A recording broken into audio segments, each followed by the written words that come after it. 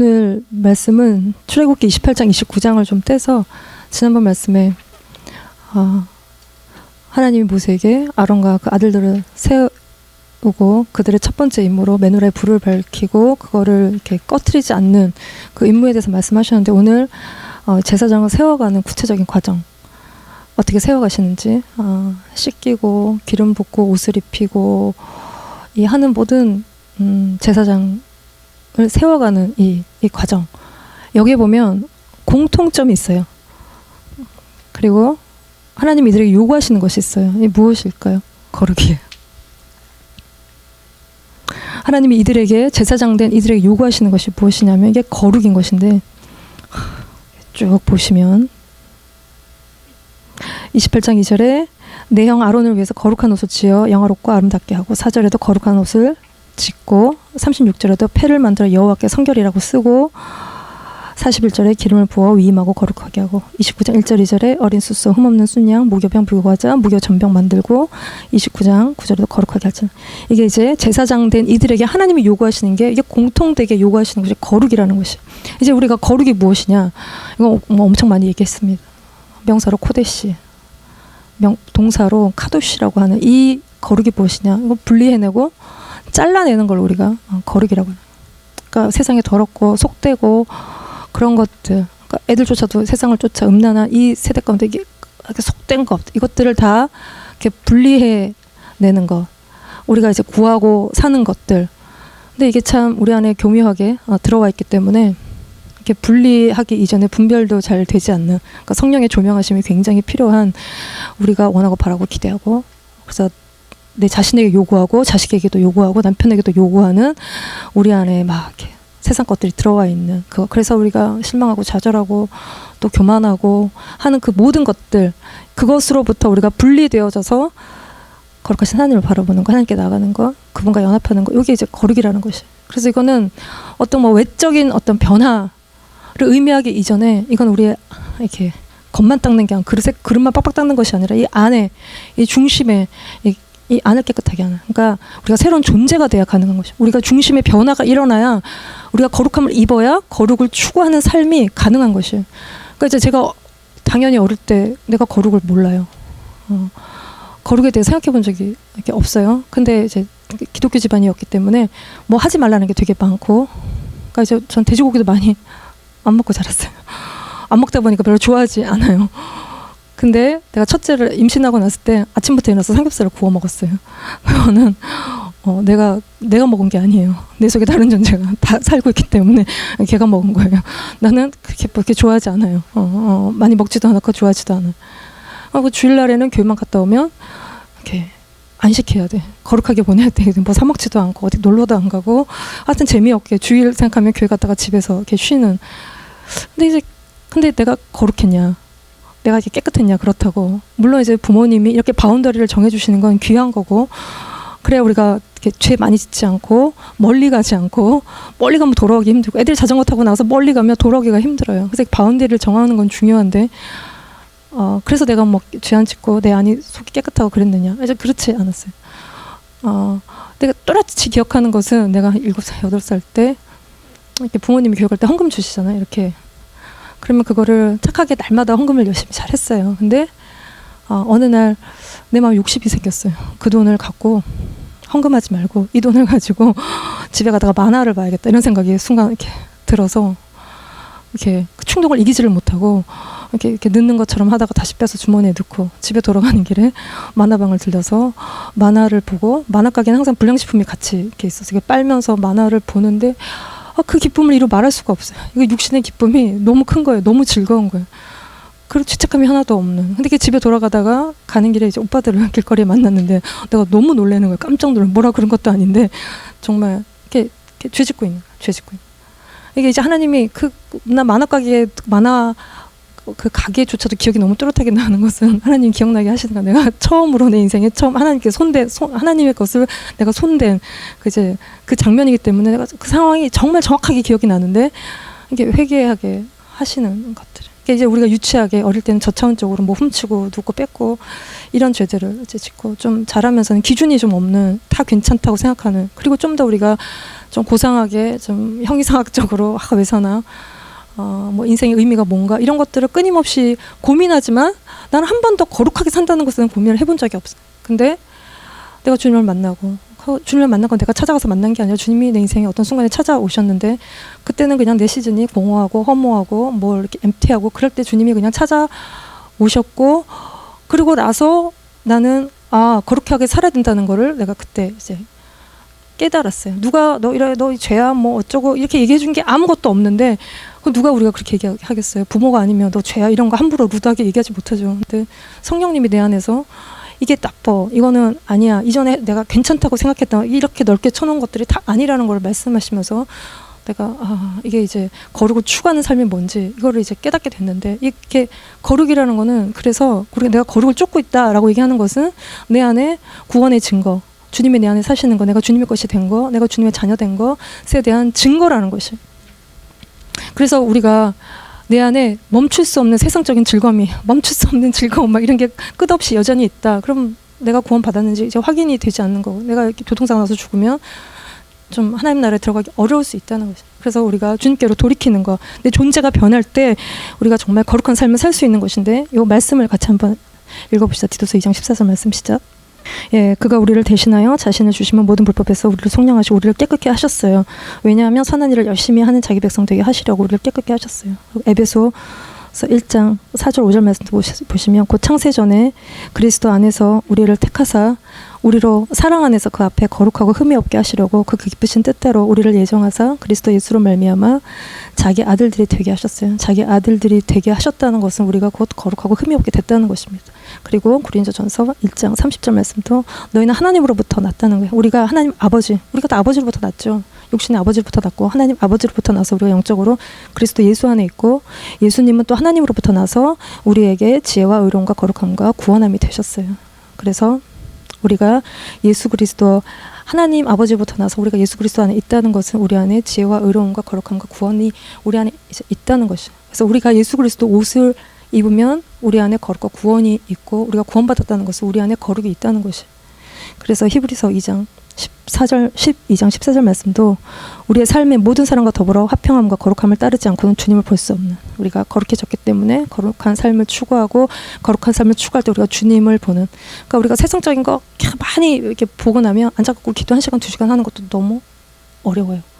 내 안에 그러니까 1시간 2시간 기도하는 것도 지겨워서 세상적인 거 너무 많이 보고 막 거기에 막 탐닉되어 있으면 우리가 앉아서 기도하려고 그러면 1시간 2시간 아주 너무 힘든 그리고 너무 우리가 형제를 미워해도 그거를 뚫고 기도하는 것이 너무 쉽지 않아. 우리가 정말 이제 정말 주님께 거룩한 삶을 살 때 이게 이제 우리의 삶의 거룩이 이제 목표인 것이. 우리가 두렵고 떨림으로 구원을 이루어간다는 것은 거룩한 삶을 추구해 가는 것이라는 것이.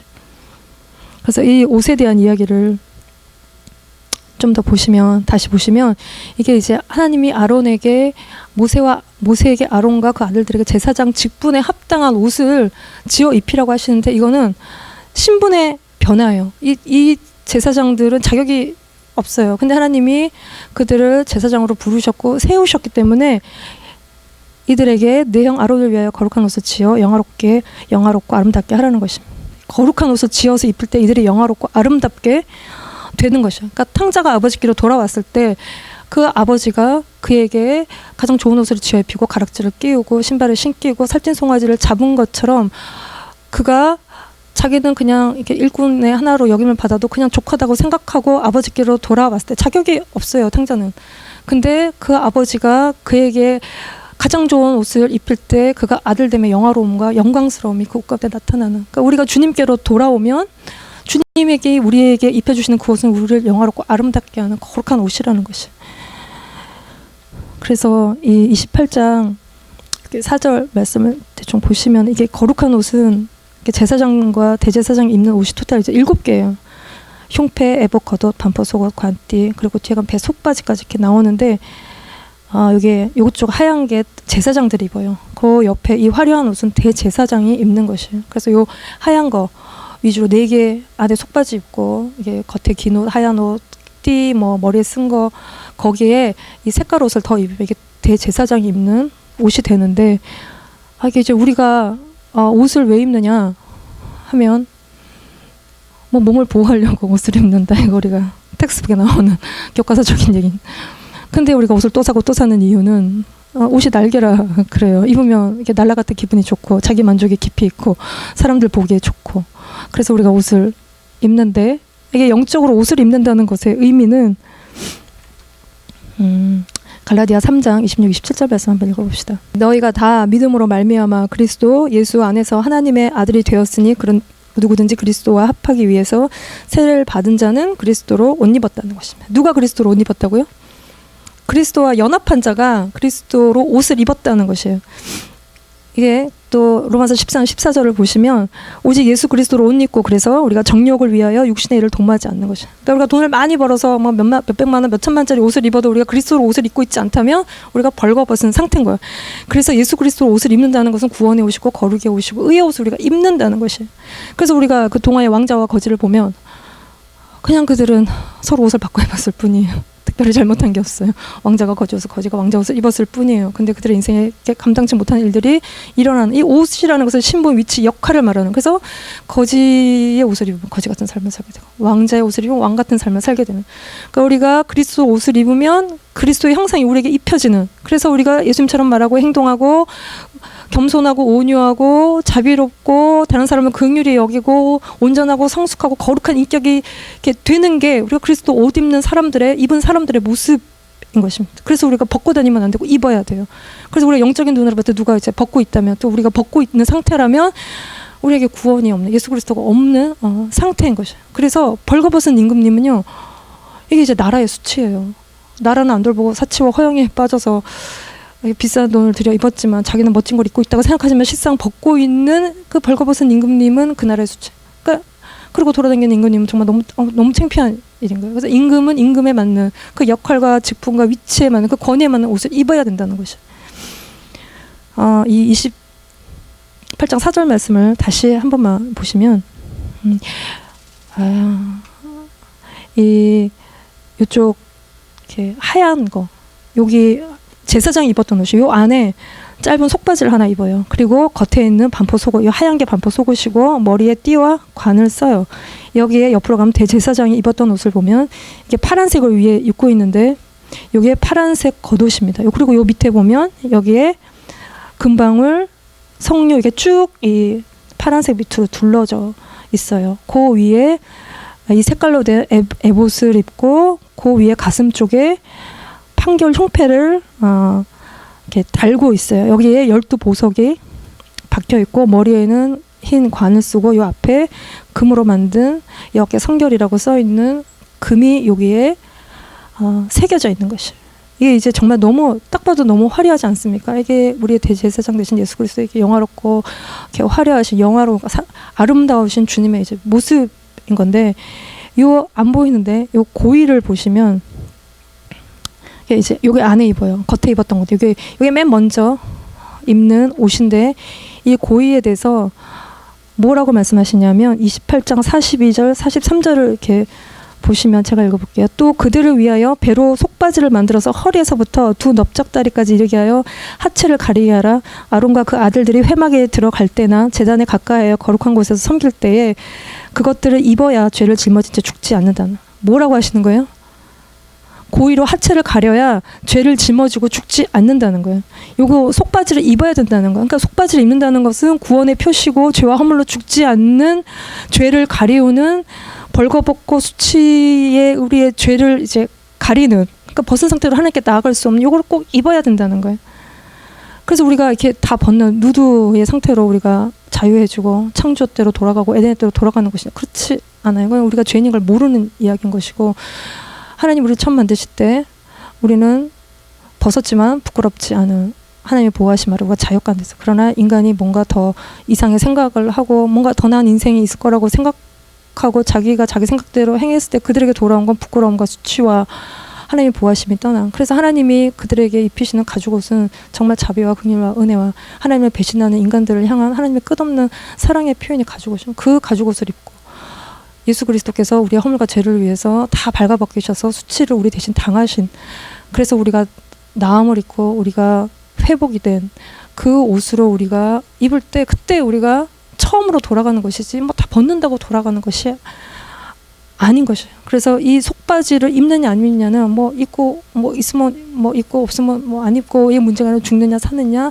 생명이냐 죽음이냐 이 문제라는 거예요. 여기에다가 머리에 띠를 두르고 관을 쓰면 이게 이제 관을 쓰면 이게 제사장 옷이에요.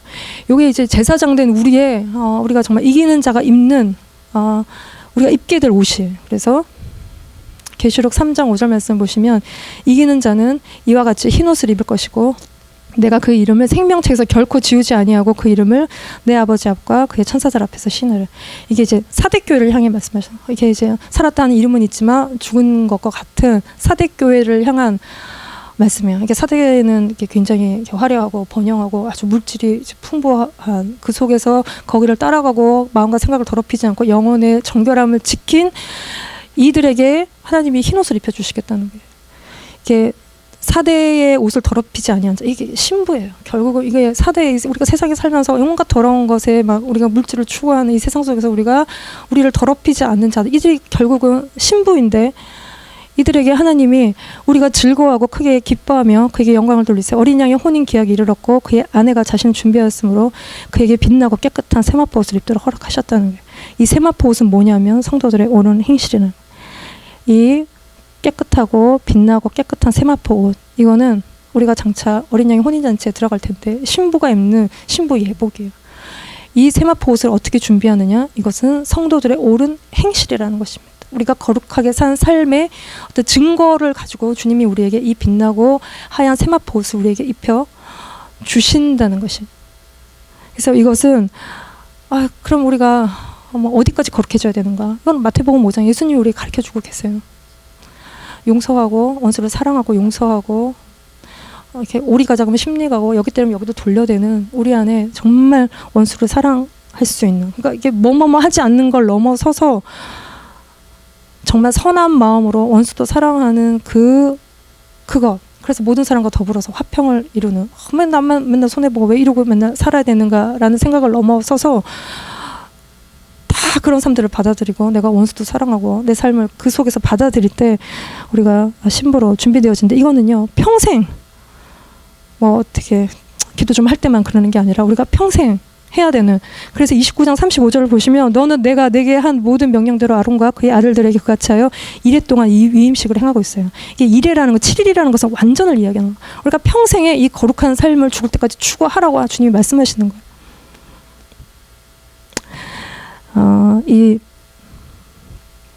여기를 좀 봅시다.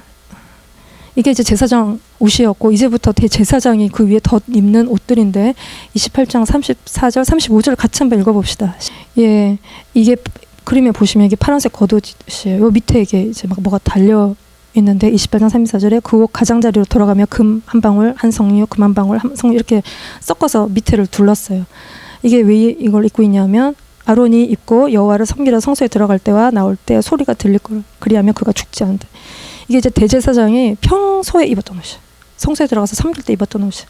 이게 1년에 한 번 속죄제 때는 하얀 옷을 입고 가요. 이거는 평소에 성소에 들어가서 주님을 섬길 때, 그리고 중보 사역을 할 때 이 옷을 입고 들어가요. 그때마다 그가 일하고 움직일 때마다 이게 소리가 나는 것이에요. 그러니까 중보할 때 그가 하나님과 인간 사이에서 중보하는 사역을 할 때 이게 소리가 나는 거예요.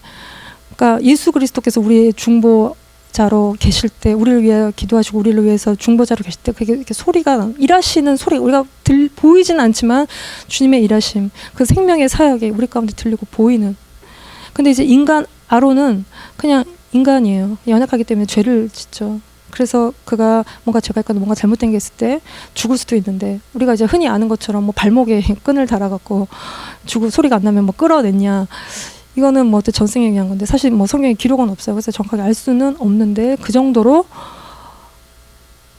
대제사장 된 자가 깨끗지 않을 때 하나님이 죽이시는 목숨과, 그러니까 우리가 사역 평신도든 또 뭐 우리 목회자든 얼마나 거룩을 추구해야 되는지를 하나님 말씀하시는.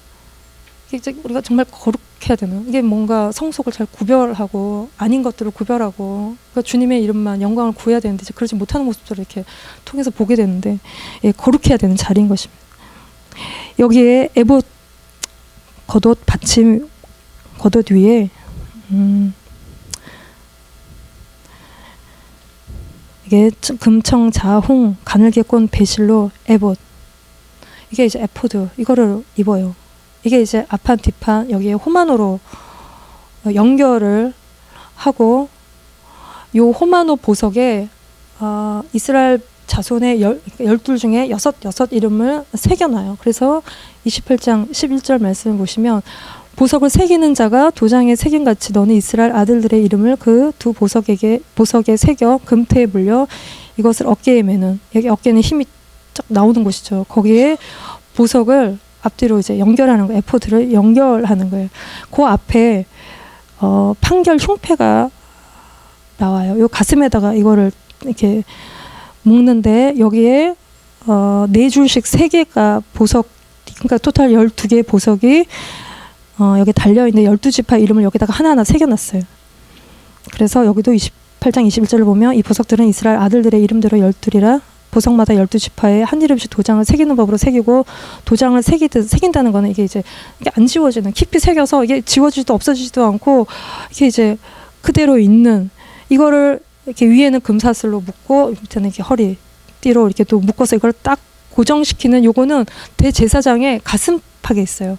거기에 12보석이 있는, 거기에 이름이 새겨져 있는 이 이스라엘 12지파의 이름, 하나님의 백성의 이름, 또 우리 자녀된 하나님의 자녀들의 이름은 너무 중요하죠. 우리의 존재니까.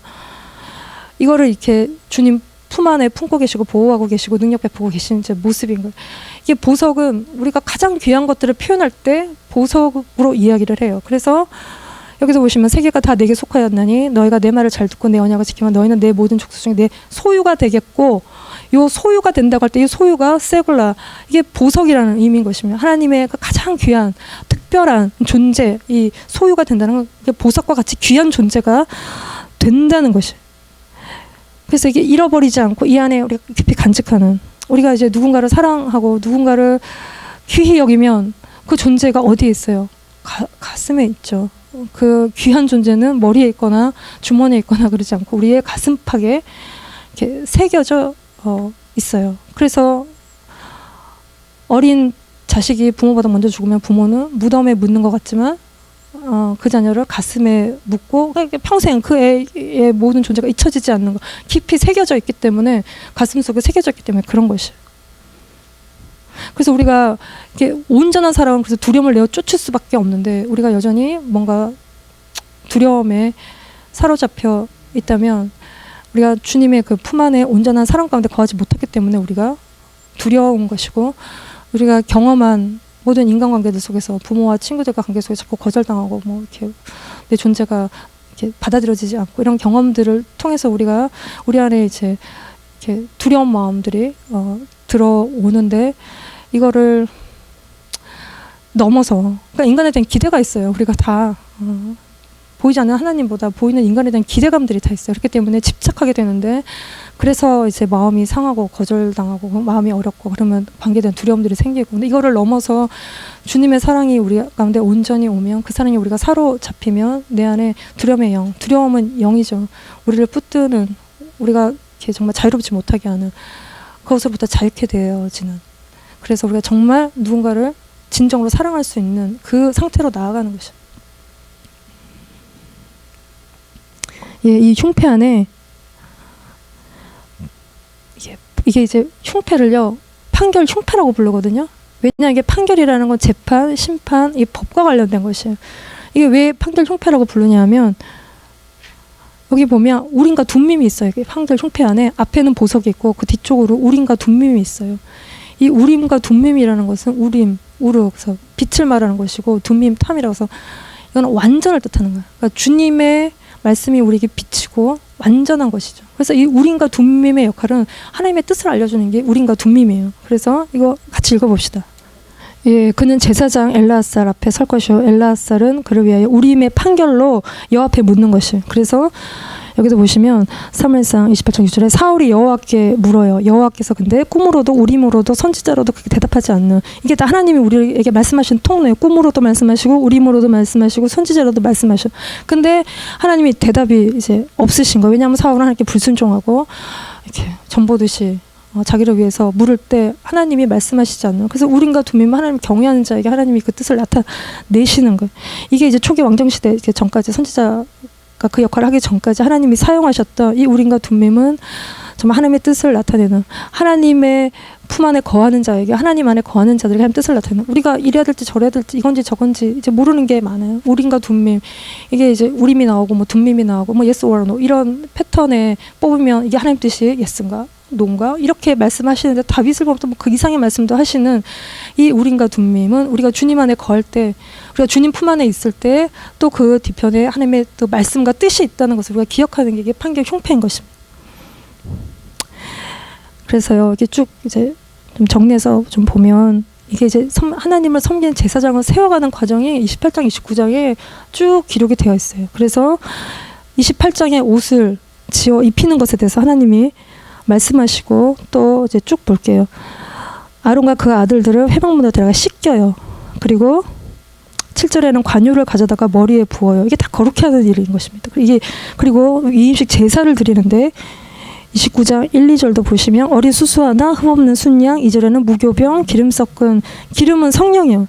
그래서 무교 과자, 무교 전병, 이게 다 이제 밀가루, 물, 기름만 갖고 하는, 이게 뭐 다른 첨가물이 없어, 이스트도 없고 아무것도 없는, 그러니까 인간적인 거 다 싹 뺀 이 재료들을 갖고 빵을 만들고 과자를 만드는. 그러니까 여기에 또 10절에 숫송아지 머리에 안수하고, 이게 안수하는 건 그 죄를 송아지에다가 전가시키는 행동이. 이게 이제 그래서 뭐 번제단에 불태우고 진 밖에서 불태우는, 이게 속죄제를 하나 드리고 있는 모습이고, 또 다른 양 한 마리를 잡아서 거기에 안수하고 피 뿌리고 각을 떠서 18절에 전체를 불사르는데, 이게 이제 향기로운 제사인 번제인 거야. 우리의 모든 걸 태워드리는, 하나님께 드리는 헌신의 예배, 내 거를 다 태운, 내가 없는 나의 전부를 드리는 이 번제인 것입니다. 그리고 이거를 이제 피를 귀에다가 이렇게 바르는 것으로 귀를 성결케 하는, 우리가 세상의 것들 보고 듣는 것으로 우리가 더럽혀지는, 그래서 이 말씀이 잘 안 들리는 그 귀를 성결하게 하는 것이. 그리고 이거 29장 23절에 이게 이제 요제를 드리는데, 이게 무교병 과자, 전병을 과자 요제는 흔들어서 드리는 예배예요. 그래서 하나님께 흔들어서 드리면 하나님이 또 우리에게 돌려주시는 예배. 그러니까 하나님께 다 드리면 뭐 거지가 되느냐, 그게 아니라 하나님이 돌려주시는. 그러니까 제사장이 이렇게 요제를 흔들어 하나님께 드리면 하나님이 돌려주셔서 그게 제사장의 몫이 되고 분깃이 되고 먹는 것이 되는, 하나님은 우리가 주님께 드리면 하나님께 돌려주시는, 받는 예배가 요제인 것이. 그래서 이거를 7일 동안, 1회 동안, 1회 동안 우리가 평생에, 그리고 이것은 29장 38, 39절을 보시면 매일 드리는 이 번제에 대한 이야기로, 이 어린 양을 아침에 또 저녁에 늘 드리는. 그러면 내가 거기서 너희와 만나고 내게 말하는, 우리가 아침 저녁으로 주님 앞에 나아올 때 그때 주님이 우리 가운데 말씀하신다는. 그래서 예배는 아침 저녁으로, 그리고 그렇게 주님 앞에 나가면 우리가 세상에 더러운 것이 날마다 아침 저녁으로 주님과 함께하니, 우리가 세상에 더러운 곳에 뭐 이렇게 때가 묻을 일이 이제 없는 그 거룩한 길로 나아가는. 그러니까 주님이 우리를 제사장으로 부르셨어요. 이거는 되게 높은 부르심이에요. 하늘에 속한 자로 살아가는 높은 부르심이에요. 근데 거기서 우리가 깊이 나아가는 것은 이게 믿음의 여정이에요. 우리가 주님께로 깊이 나가는 거, 계속 깊이 나가는 거, 우리가 믿음의 여정으로 날마다 주님께로 더 가까이 나아가야 되는 여정인데, 뭐뭐 하지 않는 걸 넘어서서, 그래서 주님을 갈망하고 우리가 날마다 우리의 분주한 삶들이 있는데, 그 와중에도 주님께 우리가 예배드리는 삶을 마음으로 우리가 중심으로 드릴 때 우리가 정말 거룩을 쫓는, 주님만을 갈망하는, 우리가 세상에 더럽혀지지 않는 정말 신부로 우리가 준비되는 우리가 될 줄 믿습니다. 우리가 날마다 나가는 우리가 되길 기도합시다.